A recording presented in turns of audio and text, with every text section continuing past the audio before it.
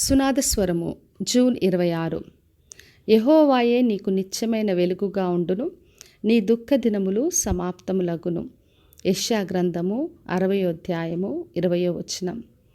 మరి చీకట్లో ఉన్నప్పుడు ఏమీ కనిపించదు, అంతా భయముగా కలవరంగా ఉంటుంది. ఎప్పుడైతే వెలుగు వస్తుందో అన్నీ స్పష్టంగా కనిపిస్తాయి. ఆ చీకటి అంతా కూడా తొలగించబడుతుంది.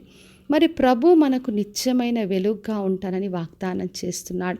మన జీవితంలో చీకటిని, ఆ దుఃఖమును అంతా కూడా తొలగించి నీ దుఃఖ దినములు నేను సమాప్తపరుస్తానని ప్రభు ఈ రోజున వాగ్దానం చేస్తున్నాడు. ఎప్పుడైతే దేవుడు మన జీవితంలో ఉంటాడో అప్పుడు ఆయన వెలుగుతో నింపుతాడు.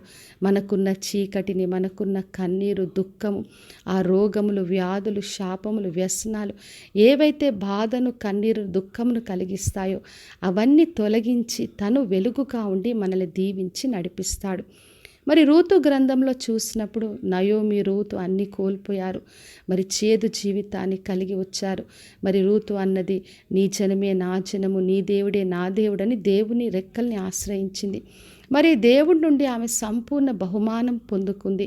ఆమెకున్న దుఃఖ దినములన్నీ కూడా సమాప్తపరచబడి ఆమె చక్కగా బోయాజుని వివాహం చేసుకొని సంతానం పొందుకొని మరి దేవుని బిడ్డగా గొప్ప సాక్ష్యాన్ని ఆమె పొందుకుంది. అంటే ఎటువంటి చీకటి జీవితాలైనా, ఎంత కోల్పోయిన పరిస్థితి అయినా కూడా దేవుని రెక్కల్ని మనం ఆశ్రయించినప్పుడు ఆయన మనకు నిత్యమైన వెలుగుగా ఉండి మన దుఃఖ దినములన్నీ సమాప్తపరుస్తాడు. మరి చీకట్లో ఉన్న ప్రజలందరికీ ఆశ్చర్యకరమైన వెలుగుగా యేసుక్రీస్తు ఈ లోకంలోకి వచ్చాడు. మరి మనకున్న పాపము, శాపము, మరణ, వేదన అన్నిట్లోంచి రక్షించడానికి కొరకే ఆయన వచ్చాడు. మరి ఆయన ద్వారా మనకు స్వస్థత, వెలుగు అన్నీ కలుగుతుంది. అందుకే యేసుక్రీస్తుని ఆశ్రయించిన ప్రతి ఒక్కరి దుఃఖ దినములు సమాప్తపరచబడి వారు సంతోషంగా వెళ్ళారు.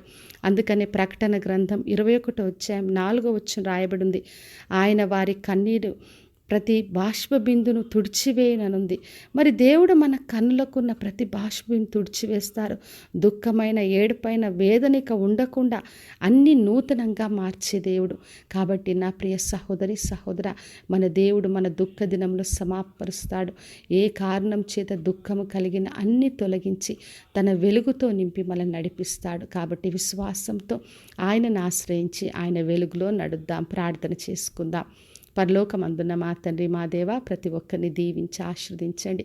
దేవా, వారికి మీరు నిత్యమైన వెలుగుగా ఉండి ప్రతి ఒక్కరి దుఃఖ దినములు సమాప్తపరిచి దేవా వారి కన్నీరు తుడిచి మీరే దీవించమని యేసు నామములో అడిగి వేడుకొంచున్నాను తండ్రి, ఆమేన్.